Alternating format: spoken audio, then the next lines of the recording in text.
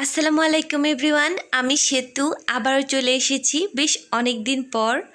তো যারা আজকে প্রথম আমার চ্যানেলে এসেছেন সাবস্ক্রাইব করে বেল আইকন প্রেস করে দিবেন এবং আমার এই রেসিপিটি যদি ভালো লাগে অবশ্যই একটি লাইক দিয়ে দেখা স্টার্ট করবেন এবং সাবস্ক্রাইব করলে আপনারা কিন্তু আমার চ্যানেলে সবগুলো নোটিফিকেশন পেয়ে যাবেন। আজকে তৈরি করছি আমি ছোট চিংড়ি মাছ দিয়ে পুঁই শাক। এর জন্য লাগবে 1 কেজির মতো পুঁই শাক, লাগবে চিংড়ি মাছ। চিংড়ি মাছটাকে পরিষ্কার করে ধুয়ে নিতে হবে। লাগবে 1 চা চামচ আদা বাটা ও 1 চা চামচ রসুন বাটা।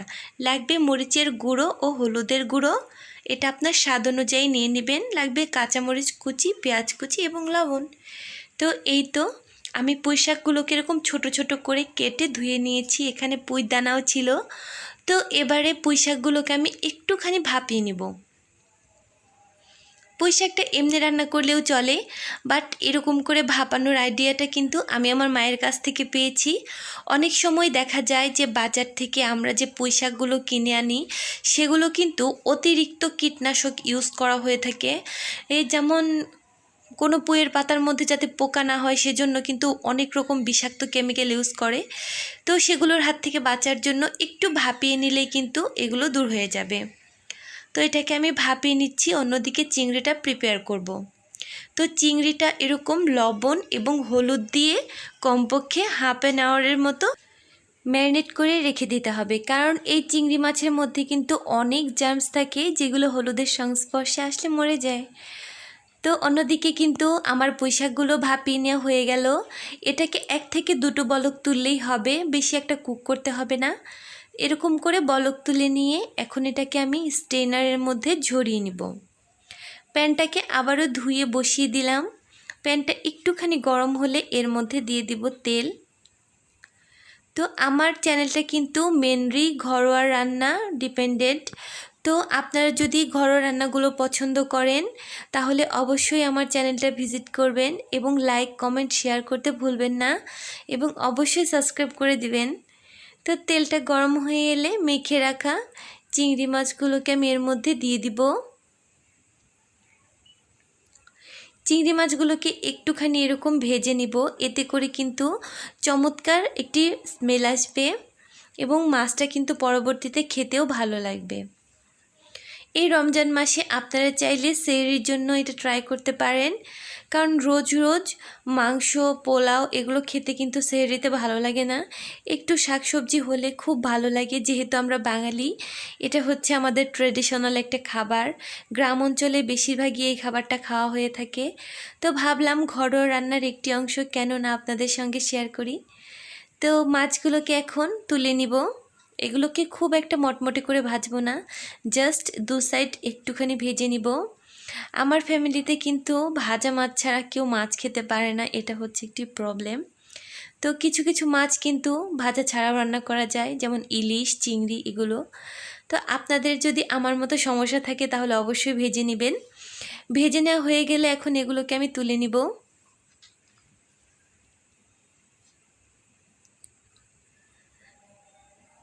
চিংড়ি মাছ দিয়ে কিন্তু যে কোনো প্রিপারেশনই খেতে খুব ভালো লাগে। যেহেতু আমরা স্টুডেন্ট, আমরা ঝটপট রান্নাগুলো মেক করতে বেশি পছন্দ করি এবং ট্রাই করি যেসব রান্নাগুলো একদম অল্প সময় তৈরি করা যায় এবং খুবই সুস্বাদু হয় সেগুলো প্রিপেয়ার করতে। এখন দিয়ে দিচ্ছি এখানে তেলের মধ্যে দিব পেঁয়াজ কুচি। তো পেঁয়াজ কুচিটা কিন্তু আপনারা পছন্দ অনুযায়ী দিয়ে নেবেন, আমি অল্প পরিমাণে দিয়েছি। দিয়ে দিচ্ছি কাঁচামরিচ কুচি, এটাও আপনাদের আইডিয়া অনুযায়ী দিয়ে নেবেন। আসলে এই ধরনের রান্নাগুলো কিন্তু মেজারমেন্টটা পারফেক্টভাবে বলা যায় না, কারণ কারো মেজারমেন্টটা বেশি থাকে, কারোটা কম থাকে। সো একটুখানি আইডিয়া করে দিয়ে নেবেন। আমি জাস্ট আমার আইডিয়াটা আপনাদের সঙ্গে শেয়ার করলাম। তো পেঁয়াজ কাঁচামরিচগুলোকে এরকম করে হালকা করে ভেজে নিব।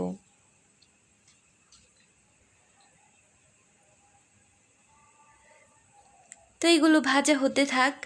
তো আমার অনেক ফ্রেন্ডরাই কিন্তু এখন ম্যাচে থাকছেন এবং তারা কিন্তু নিজেদের খাবার নিজেরা তৈরি করে খাচ্ছে, বাট তারা কিন্তু পারফেক্টভাবে রান্না করতে জানে না। সো রান্নার পিকগুলো দেখলে মাঝে মাঝে খারাপ লাগে যে রান্নাগুলো হয়তো পুড়ে গেছে।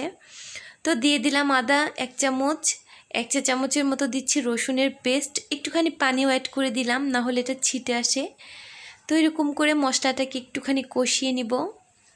তো আমার সেই ফ্রেন্ডদের জন্য আমার এই সিম্পল রান্নাগুলো, যাতে করে ডেলিকার খাবারগুলো ওরা একটু প্রিপেয়ার করে খেতে পারে। তো এখানে হলুদ মরিচের গুঁড়াটা আমি একসঙ্গে দিয়ে দিয়েছি। আপনারা যদি ঝালটা কম খেতে চান তাহলে ঝালটা এখানে কম দিতে পারেন। আমি এখানে মশলা দিয়েছি, তার কারণ হচ্ছে আমি চিংড়ি মাছটা ব্যবহার করেছি। আপনারা যদি চিংড়ি মাছ ছাড়া শুধু পুঁই শাক রান্না করতে চান তাহলে সেখানে মশলাটা ইউজ করবেন না। তো এরকম করে আমি সব কিছুই বলে দেই আমার ফ্রেন্ডদের, যাতে করে ওরাও কোনো রকম ভেজালে না পড়ে। তো এই মশলাটা কষানোর শেষে দিয়ে দিচ্ছি ভেজে রাখা চিংড়ি মাছগুলো। এবার এগুলোকেও আমি ভালো করে নেড়েচেড়ে নিব। তো আমার ফ্রেন্ডরা কিন্তু যখন রান্না করে সেই রান্নার পিকগুলো কিন্তু আমাদের গ্রুপে শেয়ার করে। তো দেখে ভালোই লাগে যে যাক রান্না শিখছে তাহলে। তো তাদের জন্যই আমার রান্নাগুলো শেয়ার করা। যদি আপনাদের ভালো লাগে আপনারাও প্লিজ দেখবেন এবং কেমন লেগেছে কমেন্ট বক্সে জানিয়ে দিবেন। তো মাছগুলোকে এরকম মশলার মধ্যে দিয়ে আমি 3 থেকে 4 মিনিটের মতো কষিয়ে নিয়েছি। এতে করে মশলাটা কিন্তু এই চিংড়ির ভেতরে প্রবেশ করবে এবং চিংড়ির যে স্মেলটা সেটা কিন্তু আরও ভালো করে বের হবে। এবারে স্টেইনারে ঝরিয়ে রাখা শাকগুলো আমি এর মধ্যে দিয়ে দিচ্ছি। তো এই শাকটার কুকিং প্রসেস আমরা অনেকেই জানি, আবার অনেকেই কিন্তু একটু ভিন্নভাবেও খেয়ে থাকি। তো আমি তো এভাবেই তৈরি করি এবং আমার ফ্যামিলির সবাই এটা খুব পছন্দ করে। তো দেখুন এখন এই মশলার মধ্যে এই শাকটাকে ভালো মতো মিশিয়ে নিতে হবে। প্রথমে এখানে কোনো ঝোল দেব না, জাস্ট মশলাটার মধ্যে 2 থেকে 3 মিনিটের মতো একটুখানি ভেজে নিব।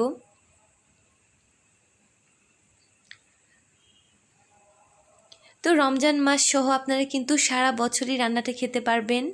আসলে এরকম রান্না আমাদের বাঙালিদের কিন্তু খুবই প্রিয়। দুপুরবেলা গরম গরম ভাতের সঙ্গে খেতেও খুব ভালো লাগবে। দিয়ে দিচ্ছি এখন পরিমাণ মতো লবণ। লবণটা অবশ্যই একটু চেক করে দিয়ে নেবেন। আমি কিন্তু লবণ কখনোই একবারে দিই না, দুবারে দিই। একবারে থপ করে দিলে দেখা যাচ্ছে যে বেশি হয়ে যাবে। তো এখন দিয়ে দিচ্ছি একটু করে পানি, এটা ঝোলের জন্য। আমি এটা একটু মাখো মাখো রাখবো, একদম পাতলা টলটলে ঝোল রাখবো না, আবার একদম শুকিয়ে ফেলবো না। তো দেখুন এখানে কিন্তু বলক উঠে এসেছে। চিংড়ি মাছের এই প্রিপারেশনটা খেতে কিন্তু খুব মজা লাগে এবং আমার ফ্যামিলির সবাই তো এখন এই রেসিপিটার ফ্যান হয়ে গেছে। তো দেখুন এর কালারটাও কিন্তু অনেক ভালো এসেছে। আমি সার্ভ করে নিচ্ছি। এই তো তৈরি হয়ে গেল ভীষণই মজাদার চিংড়ি দিয়ে পুঁই শাকের এই রেসিপিটা। আশা করছি আপনাদের ভালো লাগবে। ভালো লাগলে অবশ্যই বাসায় ট্রাই করবেন এবং কেমন লেগেছে আমাকে জানিয়ে দিতে ভুলবেন না। আসসালামু আলাইকুম।